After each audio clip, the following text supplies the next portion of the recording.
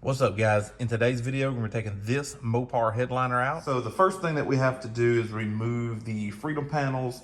It's pretty straightforward. Don't think I'm gonna do some sort of instructional video on that. You have the little releasing tabs here and then the main lock.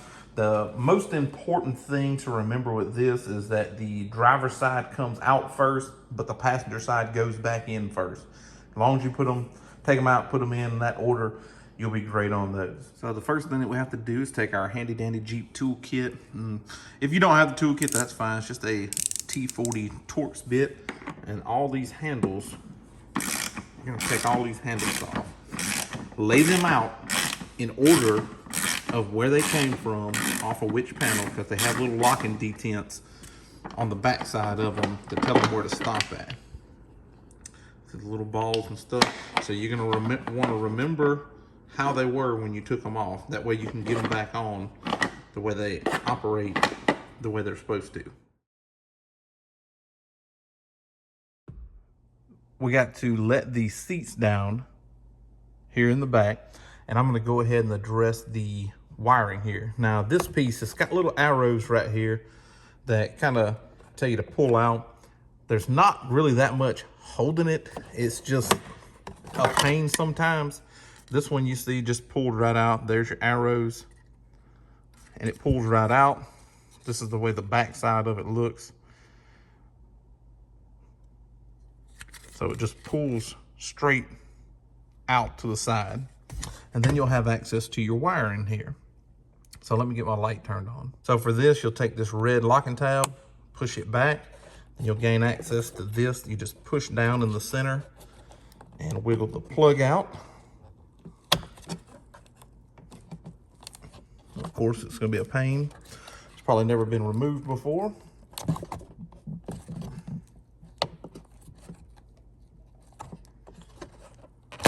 There we go. All right, so again, that's this red tab. You'll pull it back and then press on the center and wiggle it. If it's never been off, it might be a little difficult. But that right there is the only electrical connection, and that's for the rear window defroster and all that good stuff. Factory installed. I've already removed my rear plastic trim panel piece here. I did have this back glass replaced under warranty, and unfortunately they broke a bunch of the clips and stuff. I had to order some more off of Amazon, the little white plastic clips that clip into this stuff, and I'm also going to put some sound deadening material back there on that as well. I did notice when I left the dealership it was rattling, and I guess all the broken clips are why. So let's get on to the next part of the video. You've got these right here, and in your kit it's going to be this little fat one here. T50, if you don't have the kit, is what size it is. Again, it's this one, that one, that one, that one, that one, another one there, and there's two up top. So I'm gonna start with the two up top. So there's one here and one way on the other side. So I start with the electrical connections first, and then I knock these out. I go the electrical connections first because you don't want to forget about that and leave it plugged in. That's gonna be a big problem for you. And these as well. If you go to torquing on this top and you still got these front two bolts in, you can break these ears off or crack them, and then, I mean, you pretty much just have to buy another hardtop. And if you got to paint it one like this, it's even more expensive. I think these things are over $2,000. So, I mean, that's a chunk of change. So we'll get all these bolts out. So all of my bolts are out, including the ones up top here. So most of you guys probably know this, but like I said, this is for the people that might not. Underneath the seat here, these Jeeps, pop this little panel off, and it actually gives you a nice diagram of where each bolt goes. See, this one right here, it's for this top. So all the bolts that are for the top, you just slide them right in, and it keeps track of all your bolts, so you don't have to worry about losing anything. It's got the bolts that hold the doors on, the top, take the windshield down, everything that you can take apart. You can put the bolts in this little carrying case underneath the back seat. On the driver's side, I mean, they put a lot of thought into these Jeeps. I'm really enjoying this thing. I know most of you guys probably know that, but again, my channel is to bring Jeeps to people that normally wouldn't be into Jeeps. So hopefully some people learn. So there it is with the top removed. Me and the wife was able to get it off, get it out of the garage, and I'll show you what I kind of have it on there. Not too shabby. It wasn't too heavy. Had minimal complaining from the wife, so that's not bad. This was a little dirty. I've already wiped it off. Got it nice and clean. That's what it looks like with the top removed. Ooh, I gotta wipe that too. And while we're doing that, we're also going to be placing this sound deadening material. It's about 80 mils thick. I've placed some of this, throughout the vehicle on the door panels. I got another video on taking the windshield down and place some around, just to try to get this thing a little more quiet and tightened up when I have all the tops in place and everything's closed up. Also, this will add a layer of insulation almost to this top. So I'll be covering a lot of portions of this top with the sound deadening material also. So because I have the Mopar liners, I have these Velcro strips throughout that kind of attach those things into place. And we'll do a comparison when the CoverKing shows up today, because it's on truck for delivery, between it and the Mopar liner. That was one thing when I started looking into this. What is the difference between them as far as thicknesses? But back to the video, what we're gonna have to do is get these Velcro pieces up. So I just got me a little razor blade here on a holder to get it started. Then take me some pliers and pull that up. It's just Velcro backing. So this Mopar liner will be for sale. If anybody's interested in getting a factory Mopar liner, I know they're about $550 from Mopar. I'll probably sell this thing for about $250 to $300, but probably gonna be local pickup only. I got a quote from UPS, and UPS said because of the box dimensions of the rear panel piece, that it would cost about $260 to ship. That's absurd to ship something that is more than what the thing costs. So if you're interested and you're near the state of Alabama and want to come pick up, let me know. So for these panels and the big top there, before I go to stick anything, I've got this isopropyl alcohol. I've got 70%. You need at least 70. I'd go 90 if I could find it. I just couldn't find any. And I'm gonna wipe all these surfaces out. So pretty much every surface that's got this rough texture here, you could put sound deadening on if you wanted to. The smooth surfaces are mating surfaces where the rubber seals kind of meet up. You want to stay away from those. You see as it goes towards where the door seal is, it gets to the smooth plastic. Over here it gets to the smooth plastic. It's smooth plastic right here on this side where the rubber seals, same on this one. So this rough textured stuff right here is good to go with putting sound deadening. Now I'm not going to cover every square centimeter of this thing in sound deadening, but I am going to hit the major areas of these panels to try to cut down on sound and heat. So here's where we are. I may have went a little overboard on the Freedom panels here. Easy to do, but I got a good amount of sound deadening here on these, but I ran a little short for the hardtop here.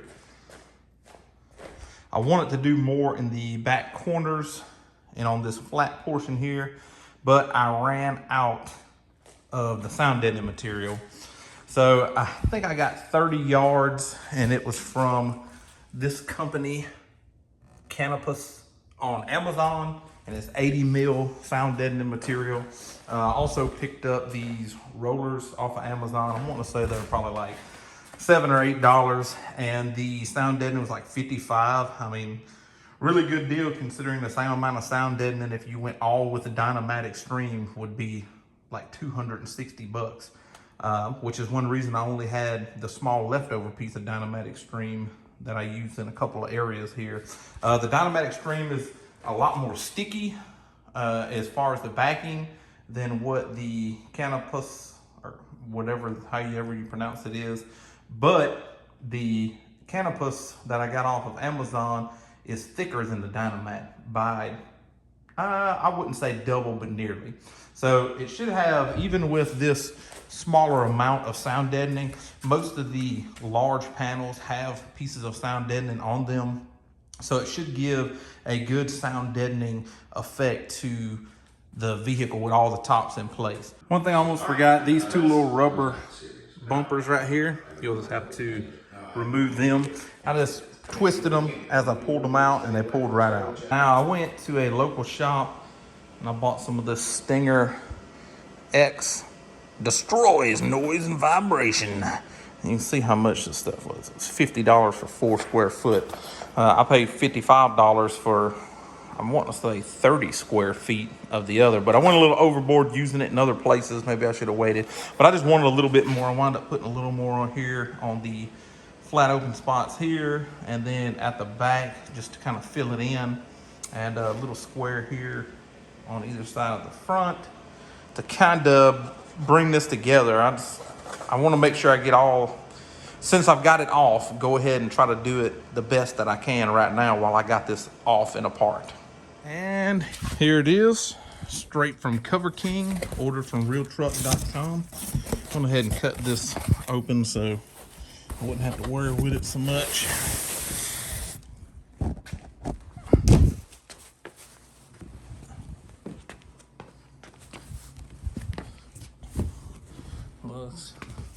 Looks pretty good. Got the top piece here. Turn on the light for the rear section.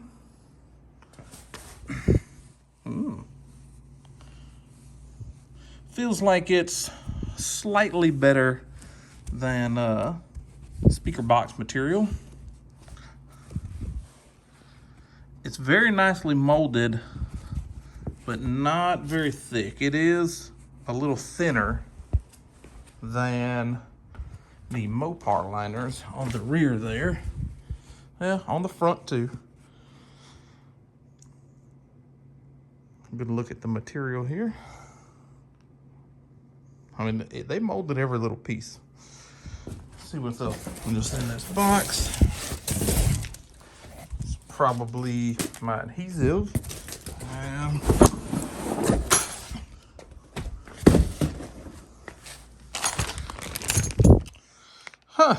We got some tools here. Tools to take off the, I mean, they didn't have to do that, but that's nice of them. Tools to take off the little locking tabs from the freedom panels there. And then this weather stripping to kind of seal it all in. So let's pop this open to see and lay out our adhesive and make sure we got everything. I know a lot of people's been missing some of this adhesive. So as far as the tools go, I mean, they are on bonus points there, but they don't really give you any instructions. They link you to some crazy YouTube video of their own that doesn't really give any instructions either. Barely shows this placement. It shows in a little picture in the bottom corner, but I did have all of my pieces of adhesive and I've got them laid out. It took a while to figure out exactly where they go, even trying to use that little picture zoomed in and all, so this will be much more help to you guys. I will say the ones that were missing some adhesive, some of mine were stuck to the inside of this box that they shipped it in, and they were stuck pretty good and I had to get them off there. So that might have been where a piece or two of your adhesive was at that was missing. I will say, I wish there was a little bit more around these ribs and stuff. And these things ain't stuck up there. That one just fell, it's just kind of pushed up. So what I did, just in case I was missing some adhesive, is I went ahead and I bought this. Come on. It's just the clear, I think it's 15-pound double-sided tape from Gorilla. And I'll probably use that in a spot or two around here as I'm putting it on to make sure, you know, that everything stays stuck and in place. Probably one is along these ridges here. I just want to make sure this thing ain't going nowhere once it's up there. I don't want no saggy headliner later on to have to deal with. Same thing over here. There's probably a spot or two that I might put some of that Gorilla double-sided adhesive. It's indoor, outdoor safe up to, I think, 260 or 280 degrees is what it says it's good to, which means it'll probably do a little more than that. It's just guaranteed to that temperature. So I feel like it's gonna be a great alternative. Probably won't use much of it, but I may use a piece here or there on these interior panels. So that's how it's laid out. What I'll do now, and this is the shiny side down, the paper side up. That's how you're supposed to lay these out. So you take the shiny side, plastic side off and glue it down onto the panels. And then the paper side comes up as you're putting the cover on. I've got the plastic whole portion of the adhesive removed. I still got the paper backing on. I just sat them in place to kind of see how it all looks. Looks pretty good. Seems like I'm gonna have to do trimming in a few spots. This right here, you have to move this rubber piece up. It doesn't really talk about removing this rubber piece, but it is molded in really quite nicely. And then this piece would go back down over the top of it. I don't know if I'm gonna cut out around this or just cut the excess off here. But I mean, it's pretty close to full coverage. And of course that's falling down because I don't have any adhesive holding it just yet. As far as what it talks about in the product descriptions, mine's got this lip that's molded in here that isn't like that on the other where I've seen. So I may have to put a piece of that Gorilla Tape across the bottom. They really don't give much instruction. I wish I would have put that adhesive strip a little bit further down. Only thing I could say is that I'd recommend on the parts around the corners to test fit these before you remove the plastic backing, stick it to it to make sure they're down far enough. I could use to put it down just a little bit more for my adhesive, but I bought extra adhesive to go on here just for that purpose, to make sure that I had enough. So I'm gonna cut some pieces of this clear double-sided Gorilla Tape adhesive and put it on a couple of spots and then get started from the middle out. The largest sections first and go ahead and get this thing glued down. Whew, holy crap. All right, so they are really close to being perfect, but still far enough away to be aggravating. To start, I did the middle portions first and tried to lay those down. Once I got everything lined up, you can really use these places like this to get this lined up really well, get it sit in there, and then come back across and lay it in. Then I took my hard rollers for a Dynamat and went back over where the adhesive was and rolled it out and really pushed it in there and made sure that it was stuck very well. It lines up on the front edge pretty good. I did take and cut this stuff out to where this rubber would lay up in here the way that it's supposed to from the factory. I definitely don't want any leaks. You can see I cut a little much out of a place or two. It's not perfect, but I'd rather not have leaks and show just a hair of white than, you know, have leaks and be all the white covered up. All of this lined up pretty well. You gotta take this plastic trim panel right here out and then get the liner up back behind it and then put the plastic trim panel back in. And it's just kind of slow as you go, working across the panels. I did this center first, these front pieces here. Then I went along to the sides here, worked my way up this side. Then I worked my way up this side, making sure everything was lined up really well. And then I went across the top back here in the window surround. The defrosters go back behind the liner, not in front of it. Like I said, almost perfect. There's a little white there. Then you can put your black plastic trim panel back in place here. All that pops back in really reasonably. To get this, they give us this right here in the kit. They give you more than enough of this trim stuff to get it on, but it's kind of a pain. I did have to trim on both of these radiuses right here, there was too much material and it was just making it almost impossible to get those trim pieces on. But as you can see, got it pretty good here. All right, you're gonna need a set of dikes or angle snips or whatever you want to call them to cut those. So these pop in, it seems like they're just popping into the liner itself. It's hardened around where this hole is. I cannot get these to go back into the actual hardtop, but I'll keep trying a little bit off camera before I put the top on. But if I can't get them to pop in, then so be it. They'll just be like that. As long as it's something rubber pushing on the top to keep it from vibrating around, I think it'll be fine. They just rest on top of the roll bar here. So moving on to the freedom panels. There's a couple spots that I had to trim right here. It was overlapping this rubber, so I trimmed that away. Same thing over on that side. It was overlapping a little bit. Got my snaps back in place. This right here doesn't seem like it's going to be a problem. It's molded up, and this molded crease right here, I really didn't see any of the videos that I've watched or pictures that I've seen. Even the pictures online, the pictures on their website don't depict that. But, I mean, it doesn't seem to be an issue. It's not 100% perfect. It's a little wavy right here. I wish it sat down a little bit better. I don't think that's, 80 millimeter sound deadening really makes that big of a difference to that, but maybe it does. Maybe they're so perfectly fitted that that's just kind of what I get because of that. But as you can see, they look really good, and we're about to throw this top back on and see what it looks like in the vehicle. So we got the top back on. Put your bolts back in where they go. Here, don't forget about your ones that are up top there on both sides. Don't forget, of course, about your electrical connection here. That pushes in, then your red tab pops in. Get this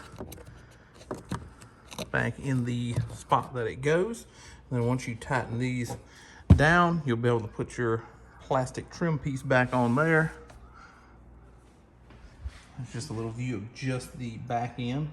Let me get the freedom panels in and we'll get a view of the whole thing. Here it is, fully installed. Little line of white right there, no big deal. I mean, it is as close to full coverage as what you can get. There it is through there. Went on nice and easy. Some of this has a little buck out here and there. I'm sure that stuff will shrink in with time. Let's look at the back. All of these pieces, all of this looks real good. There's the cover panel piece. Yeah, pretty happy with that. Tops went back on good. We'll say, just as a quick overview, first, it's really a pain in the butt to get all the pieces of adhesives where they need to go. I wish they offered a better diagram than the small picture in some video that they had. They should have did closer to what I did here and recorded it in full scale for you to be able to see full screen. You could even print that out if you wanted to. They got numbers and stuff on there. So there's no numbers on anything. There's no instructions here. You're just looking at a picture and laying the stuff out. That being said, for the price of this kit, they could have offered a little more adhesive. That way in some of these areas like this right here, I would have been able to put a little bit more adhesive and get that flattened on out. Get that the way that it should be. But other than that, everything else went back on great. The top looks great. I did have to do some minor trimming in a few areas, and I'm sure that's going to be different by application. You may or may not have to do that if you don't use any sound deadening, but I would recommend putting some sound deadening, especially in the back. as a comparison between this and the Factory Mopar pieces, the Factory Mopar pieces, they have a little insulation, and it's hard to tell because there's a lip on everything. Let's see, this is a little bit better. So you can see the thickness of this panel. The thickness of the CoverKing looks to be the same as what this is in most places. Some places the CoverKing seems a little thinner. It's more of just a headliner without much insulation. That's why I wanted to make sure that I put some sound deadening material there, not just for sound deadening, but also for insulation purposes as well. Hopefully this right here keeps, you know, more of the heat out than this hardtop headliner from Mopar. It did keep some heat out, especially this back panel here. This is a rather large panel in the Mopar kit. It's got a little bit of thickness to it, but it's not, it doesn't seem like it's very much thicker than the CoverKing unit that I had there. So what I'm left with is these tools. Didn't really need them. Use the Mopar tools. This Gorilla Tape sucks. Don't buy that. What else I need to tell you guys? You'll have a full garbage can of the paper backings that come off of this stuff. But other than that, it seems like it's a great product. I think I paid like $3.25 on a sale for this. Not too shabby. It's still cheaper than what the Mopar headliner is, and this covers a lot more. So hopefully this does the trick, quiets down the interior. I don't have to yell at my kid when all the tops are on anymore when we're going down the roadway, and it does its purpose. Also keeping the heat out and the cool out when it becomes wintertime. So I'll keep you guys posted. If it turns out that it sucks, I'll post the stuff up on Instagram. If it sucks really, really bad, I'll make another video. Or if it's really, really awesome, I'll make another video. Other than that, I'm not going to create a YouTube video. Just tell you it's doing basically what it's supposed to be doing. So anyway, I know this was kind of a long one. I know we went through some stuff. Tried to get as detailed as possible without, you know, making the video an hour long. It's not a difficult process, but it's a long process. So just be prepared to spend the better part of a day, if not the entire day, getting this job knocked out. But again, I thank each and every one of my followers, people that view this, people that share this, people that like this. Still making videos. It's been years and years. I know I fell off for a little while. Didn't really have a lot to make videos on. Had the whole COVID thing for nearly 2 years, and I was just like, blah. I was just so tired of everything at that point. I just didn't have anything to make videos on. I wasn't going anywhere, wasn't buying stuff, wasn't doing things. So it's good to get back in it. Thank you guys for watching. Remember to share, like, comment some stuff down below. Let me know what you think of this stuff. Appreciate you guys.